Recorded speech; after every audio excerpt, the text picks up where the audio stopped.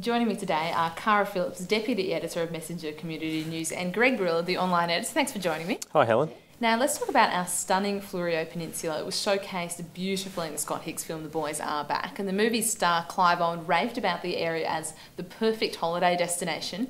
Now, Mysterious Millionaire has given the area another boost. That's right, this is quite a quirky little yarn. A multi-millionaire from Monaco has come to McLaren Vale and spent an amazing $83,000 in just 3 days on food and wine.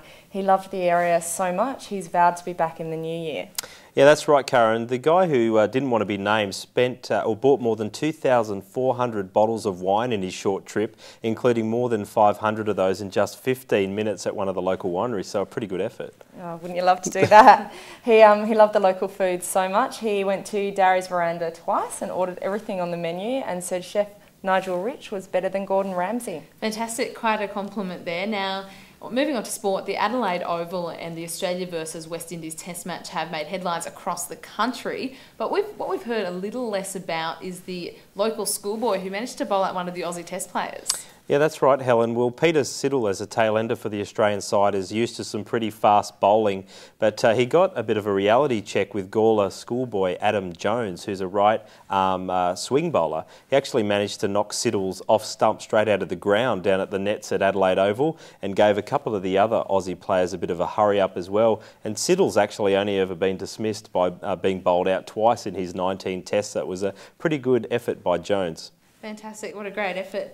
Now, still on sport, but more of a political angle here, and the Local Government Association has come out swinging against the state government this week for spending huge amounts on the big sports stadiums, but ignoring the community sports clubs. Yeah, that's right, Helen. Last week, the big story of the week was the Liberal Party unveiling their plan for a big stadium in the city at the cost of several hundreds of millions of dollars. The Rand government countered that with plans for a $450 million revamp of Adelaide Oval, but local councils are pretty much saying, what about us? They're saying, show us the money pretty much in terms of upgrading some of the local sporting facilities out in the suburbs. Absolutely. The LGA President, Felicity Ann Lewis, said the political competition over building huge stadiums is obscene and it's about time the state government forked out a bit of money for local clubs. She said the state government spent $1.5 million last year on sporting clubs, whereas the local government forked out about $150 million, so it's a huge difference.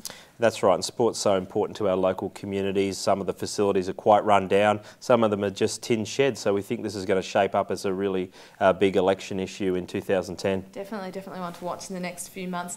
Now, moving on to a completely different topic, mosquitoes. Now, Adelaide residents have been warned to cover up and spray on that mozzie repellent. It comes after the number of people struck down by mosquito-borne illnesses jumped a whopping 30% this year. It was 30%, yes, that's right. With the rainfall that we had over the winter and now the warmer weather coming in, it's perfect for mosquito numbers.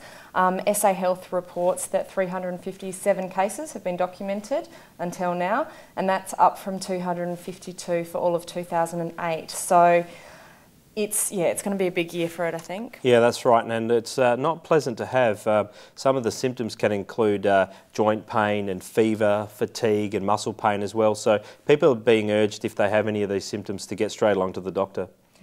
So for that story and all your other local news, don't forget to pick up your newspaper off your doorstep or visit messengernews.com.au. Fantastic, Greg. Cara, thank you so much. Thank you. Thanks, Helen.